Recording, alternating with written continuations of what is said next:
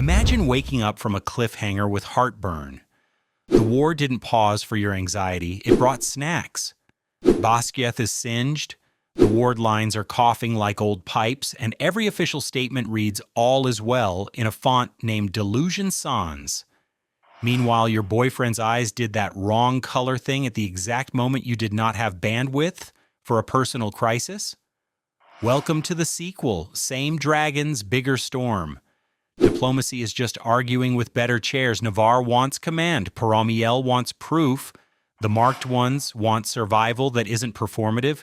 And half the room wants to pretend Griffin Flyers are still the problem. Violet sits at the table like a live grenade with a reading habit, realizing that the only thing slower than bureaucracy is a dying ward stone. She votes to replace decorative speeches with electricity. Here's the bug report. Zayden, hero, work menace, love interest, has a shadow signet that's starting to invoice him in red. He's holding the line inside the wards, biting back channeling, because the side effects are unsubtle. The marked ones form a quiet perimeter of loyalty and side-eye. Everyone acts normal, which is the least normal thing you can do. The rule is simple and impossible. Don't use the power that keeps you alive because it might end you. Cool, cool, cool, cool. Jack Barlow reappears like a software conflict that refuses to uninstall. He knows things he shouldn't. He guesses the rest. Imogen, the do not cross my temple without consent department, helps Violet put a lid on leaks because secrets are currency and Jack is a walking crypto scam. Is this ethical? Not strictly. Is this a philosophy class? No, it's war, and ethics arrives late to most battles. Infiltration doesn't always wear armor, sometimes it shelves books. Basquiat's scribe archives get a surprise audit from nightmares disguised as scholars. Violet, Rhiannon, and Riddoch proved that library fights go hard, ink, ash, and bad intentions everywhere, before a silver-haired Venom flashes storm power and exits stage left. Take a note. Lightning-adjacent tricks attitude for days will return for a named role later. Violet does the maths no one wants to show their work for. Wards aren't vibes, they're systems, anchors, keys, signatures, and Lightning is the only generator she can steal without filing a requisition form. Undarna, newly taller and mysteriously limited, is still the anomaly whispering seventh breed like a future patch note. If there's a cure for shadow fees and a way to harden the wall against magic eaters, it's hidden in the bloodlines the history books filed under "We'll get back to that." Between those neat chapter headers, the world refuses to be neat. Basquiat grinds on with a new flavor of dread. Vice Commandant Varish, hovering like a grant application for cruelty, schedules full of drills that look like crime scenes, and accidents that happen. In places, accidents never visit without help. The murder meter TM, unofficial, imaginary, distressingly accurate, bounces between rude and felony, while the Ministry of Facts stamp keeps slamming "all is well" on every smoldering horizon. The stamp is lying, the smoke is not. Violet adapts like it's a sport. She reads until the margins blur, turns myths into manuals, and starts diagramming ward logic the way other students diagram trauma. She learns to pack a quill like a weapon because in this war the sentence is the shield. Tairn remains thunder with opinions, a flying fortress who treats threats like weather to be shouldered. And Darna, benched from time shenanigans but far from useless, sits at the edge of moments and warms them. There's still a strange elasticity to seconds around her, a ripple you feel more than see. Zayden practices the ancient art of "I'm fine," which is how you know he isn't. He moves like a man counting costs in a currency no one else can see, dodging triggers that would force the shadow lever past safe. He is infuriatingly competent, catastrophically guarded, and still the first person to stand where the danger points. Violet, being terminally allergic to abandonment, refuses to let distance do the talking. Trust isn't a single speech. It's a series of receipts. The coalition talks keep breaking on the same rocks: power, pride, proof. Poromiel demands guarantees. Navarre counters with rank. The rebels produce results and get called reckless for having them. The truth is dull and vital. The wards are failing because no one maintained them, and the Venin are winning because denial is an excellent ally. Violet proposes a radical strategy: act like the danger is real, right the wall, power the wall, survive the night, then argue politics over breakfast. Field reports echo the thesis. Outposts flicker, villages pull shutters tight against skies that feel predatory. Wyvern are less a rumor and more a scheduling issue. Wherever Violet lands, the problem is the same: a tired anchor stone asking to remember its job. She lays out glyphs with a scribe's precision and a rider's hurry, whispers the grammar of boundaries, and borrows thunder like a library book she fully intends to return late. And yet, for all the competence and quips, there's fear, not the loud kind, the useful kind. Fear that keeps your hands steady on the quill and your eyes open to the shadow at the edge of the courtyard. Fear that says, "This matters, don't blink." It's not weakness. It's the charge that makes the lightning worth a damn. So here we are. A war that eats magic. A wall that needs sentences more than slogans. A boyfriend on a cliff edge pretending it's a curb. And a girl with 2 dragons and a library card rewriting the curriculum in the margins. The storm is gathering. Good. We'll need the power.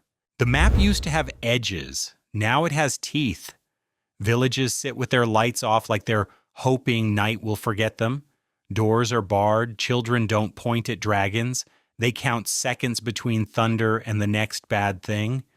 Wyverns spiral over tree lines, all claws and grievance. Venin stand just outside ward lines the way house fires stand just outside gardens. Impatient, inevitable.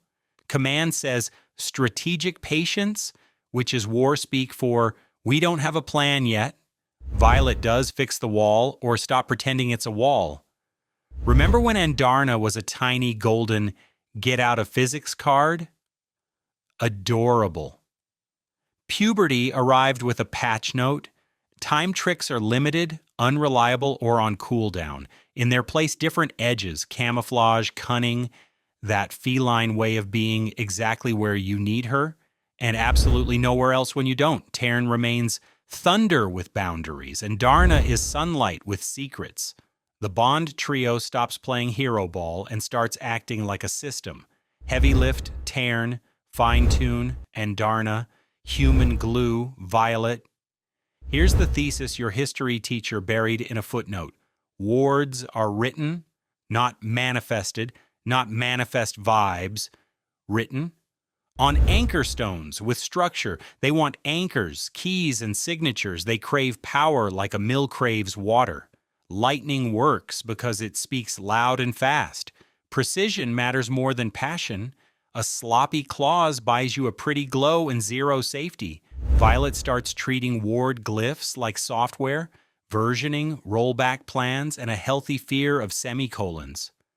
Right, such power, survive, she mutters, because in this war the sentence is the shield and the sky is the socket. Basgiath is a fortress cosplay on a good day. On a bad day, it's a group project with arson. The alarms hit mid-briefing. Varish smiles like a man who thinks emergencies validate his pedagogy. Riders scramble, scribes scatter.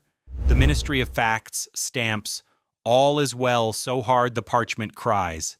Violet doesn't wait for permission.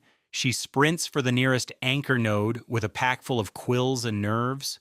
Rhiannon and Redok peel off to hold corridors you definitely don't want to meet your maker in. Dane shows up with boundary-respecting eyes and a useful question. Where do you need me? We love character development you can actually deploy. Call it a test if you like lying. The node is cracked, the glyphs are flayed, and the air tastes like old pennies and panic. Venin swagger in the square like they paid rent. Wyvern bank low enough to shear rooftops. Violet kneels at the anchor stone because Faith without works is just hashtags. She wipes soot with her sleeve, sketches a fresh logic chain, anchor bindings first, key pattern second, signature clauses last, so the whole thing doesn't boot prematurely. Right, she breathes. Quill sings when it's right. You learn that when you're the daughter of a librarian and the student of catastrophe. Power. She reaches up, not with hands, with will, and the storm leans down like a dog that only knows the fetch command. Tairn grounds her, that deliberate massive stillness you only notice when you are about to fall apart. And Darna does the impossible subtle thing, smooths the seconds just wide enough to give the lightning somewhere to sit. It hurts. Electricity always does. It threads bone, bites stone, and for a heartbeat there is only white noise and faith. Survive. The line catches. Not perfectly. This isn't a fairy tale and we've all run out of perfect. But the ward pulls taut, a violin wire of no stretched across the town's throat. Wyverns slam it and skid, angry knives on glass. Venom hit it and grin less. The world doesn't become safe, it becomes possible. People who would have been nouns in a memorial speech remain annoyingly plural. The fight continues around her, steel, teeth, and stubbornness, while she holds the syntax in her head like it might run if she blinks. Xaden moves where shadows ask for him and refuses to answer, jaw set in that way that says invoices later. Rhiannon cuts a rider out from under a wyvern with the precision of an ethical surgeon and the joy of a girl who got tired of asking for permission. Rydok cracks a joke that doesn't land because his audience is a corpse, then keeps fighting because grief is heavy and swords are heavier. When it's done, the square looks like a history lesson with the boring bits ripped out. Violet staggers, hands buzzing, heart doing double time. The new ward line hums, thin, stubborn, alive. Basilisk-eyed leadership will call it reckless tomorrow. Today it's the difference between a town and a story about a town. Varish prowls the corridor, tallying control. Violet tallies survivors. Different maths, different gods. After-action nonsense. Rumors breed faster than wyvern. Lightning librarian. Glyph witch. She shouldn't even be here. Violet drinks water like it's a hobby and pretends she can't hear any of it. Brennan's network sends coordinates and a shopping list that reads like, bring thunder, bring patience, bring snacks. The coalition still wants proof, which is rich, considering the proof just set itself on fire in the courtyard. Poromiel requests reports, Navarre requests obedience, Violet requests a pen and a lightning storm on tap, and Darna naps like a cat and wakes like a secret. Time doesn't bend for her the way it used to. Instead, it ripples, a cushion against catastrophe rather than a pause button. Violet learns to aim that cushion, a breath here, and almost delay there. You don't win with miracles. You win with margins. Jack lurks at the edges of logistics like malware that passed your antivirus. Imogen tightens mental locks with the satisfaction of a locksmith whose work won't be admired but will save the day. Dane unbelievably becomes helpful. He carries orders without rewriting them. Asks before touching memories and provides that deliciously boring asset called reliability. Not a redemption speech, just reliable behavior. In Basgiath, that's rarer than dragon eggs. Field days blur, outposts go from orange to, you've got to be kidding. Violet refines her script, shaving syllables, tightening arcs, chasing that clean snap when the wall remembers its job. She starts traveling with 2 quills, a spare sigil slate, and the quiet conviction that no one else is coming to fix this, so she will. The murder meter, TM, keeps spiking. The Ministry of Facts keeps stamping. Reality keeps refusing to care about either. And somewhere beyond the next hill, the silver-haired storm wielder who flickered through the archives is lining up a rematch. You can feel it in the weather, a promise coiling, a name you don't know yet tightening like a knot. Good. Names give you something to write on the wall. The rematch announces itself with weather, not polite clouds, not pack a jacket drizzle. Weather that looks like it ate a cathedral and wants seconds. The air tastes like tinfoil and bad decisions. Riders gear up. Gryphon flyers fall into a messy but effective formation. Somewhere in the middle, Violet tightens her glove straps and tells her heart to stop auditioning for percussion. The silver-haired Venom steps out of the storm like she ordered it. The name arrives on a whisper that feels like it's been waiting for months. Theophany. She wears lightning like jewelry and contempt like perfume. At last, says her face, because villains never use their indoor voice when they could monologue with cheekbones. Violet answers with the only language she's fluent in, ward glyphs and spite. The plan, such as it is, hold the line, right the wall, don't die. The Allies are a glorious disaster. Navarre riders, Paromiel flyers, marked ones who stopped pretending to be reformed and started openly saving lives. It isn't tidy. It doesn't need to be. Tern drops like a mobile fortress, Scale a blue blade beside him, and Andarna slips through the periphery like sunlight deciding to help. Violet heads for the anchor stone. It's cracked, it's scorched, it's waiting for a sentence that will teach it its name again. She kneels in the grit, ink-stained, bone-tired, too stubborn to quit, and lays out the script. Anchors first, keys second, signatures last. Theophany notices. Of course she does. She drags a finger through the air, and the storm flinches, bolts spidering down to throw off Violet's hand. Cute. Violet plants her palm on the stone like she's swearing an oath. No, she tells reality, neat as a librarian stamping a due date. Across the square, Xaden pulls shadows like thread through torn cloth. Every tug costs him. Too much, too fast. But he moves with that terrible economy of someone who knows the invoice is coming and is paying anyway. The shadow tax is due. Theophany sees it. Her smile says, "Buffet." Tern roars, the sound that means focus or fall. And the world narrows to point and line, glyph and breath. The quill moves. The claws locks. The anchor remembers itself. Violet reaches up, not physically. This is a thing you can only do by deciding to. And the sky, predictably dramatic, decides to help. Lightning walks down her bones like it paid admission, stitches into the runes, hums through the stone, and the ward line wakes. It isn't perfect. It doesn't need to be. It needs to say one clean thing. No. Wyverns slam it and get denied like teenagers at a velvet rope.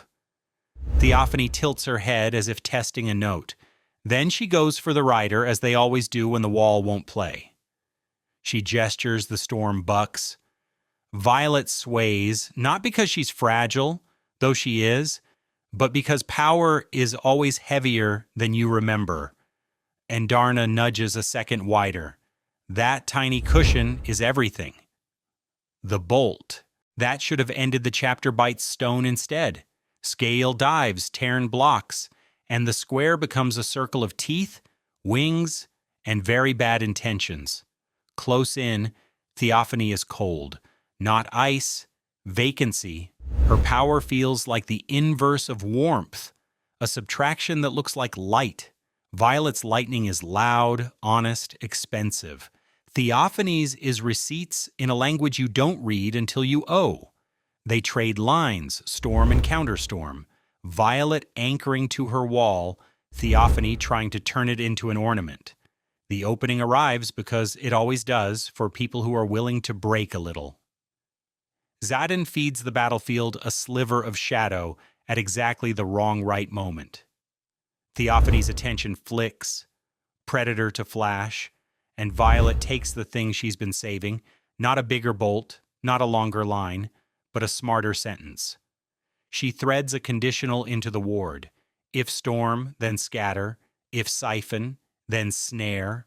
And powers it with fear turned righteous and lightning turned obedient. Theophany reaches. The wall bites back. For a heartbeat, she is the note that doesn't belong to the chord. Then she unravels like bad stitching. Silence arrives in rude chunks, the way it always does after loud survival. Riders pant. Griffin wings beat a few last stubborn gusts. Someone laughs the laugh that means alive and unhinged. Violet doesn't throw up because she is a professional, but it's a close-run thing. Her hands shake. Her mouth tastes of copper and the kind of relief that feels like grief that took a wrong turn. And then the bill arrives. Xaden pulls too hard on nowhere, and it pulls back. The shadows flare, not night, absence. His eyes, which have always been dark like a promise, light the wrong color like a threat. The square frosts over with a new kind of quiet. Violet's throat says no. Her feet say move. She closes the distance without dignity, which is the correct number of dignities for love in a war zone. He says he's fine. People always say that right before admitting they're not. The shadows around him are hungry in that particular way parasites get when they smell a meal. The venom at the edges, the ones who thought today would be a buffet, reconsider their menu. The allies see it too. Some with pity, some with fear, some with the calculation that makes war possible and romance miserable. This is the part where the story could choose cowardice. It could frame a man as a monster and call it complexity. It could let a girl become a cautionary tale. It could, it doesn't. Violet is a librarian's daughter. She knows the difference between a curse and a contract. She also knows contracts can be rewritten. She lays a hand, careful, declarative, on his wrist and becomes an anchor that isn't carved in stone. "I've got you," she tells him, and the sentence holds. Aftermath comes in lists: survivors, losses, damage, soup. Basquiat's leadership does that thing where they hold a meeting about reality and vote against it. Paramiel wants updates. The rebels want a nap. Brennan hands Violet a stack of problems masquerading as options. Jack lurks at the edge like a glitch you can't patch yet. Imogen tightens mental locks until the hinges sing. Dane continues his redemption arc in the least flashy way possible by showing up with water and using his words like a responsible adult. And Darna curls up on a parapet and sleeps the sleep of a creature who bent time in ways science will spend decades trying to name. Tairn stands sentinel in that way. That means he's listening to the weather's feelings. The ward line hums like a wire pulled taut across a canyon, the note of something that could break and chooses not to again and again, until choice turns into character. None of this solves the problem. All of it matters. The onyx storm is what people will call Xaden's explosion, because naming things is how humans put handles on fear. It outs him publicly. It reorders the room. It redraws the chain of command with a fat, shaking pen. Violet takes a breath and does the unfashionable thing. She doesn't panic publicly. She makes a list. Cure the boy, not with purity tests, but with parameters. Scale the fixes, ward by ward, anchor by anchor. Make the coalition function, even if they have to bribe it with results and snacks. And keep her quill where it belongs, in the space between disaster and choice. Cliffhangers get a bad reputation for cruelty, but truly, they're just the story refusing to lie about being over. This isn't over. It's the breath before the plunge, the white space between paragraphs. The storm hasn't passed. It has learned their names. Good. Names can be written, rules can be revised, walls can be taught to hold, and love, properly consented, contractually clear, aggressively practical, can choose the hard thing and keep choosing it. If your eyebrows survived, tap like. Toss your wildest theories in the comments. Seventh breed hacks, shadow workarounds, Theophanie's proper job title, Cat's PR plan, and subscribe so the murder meter has a friend next episode. Bring snacks, bring receipts, bring a quill. We've got walls to write and thunder to borrow.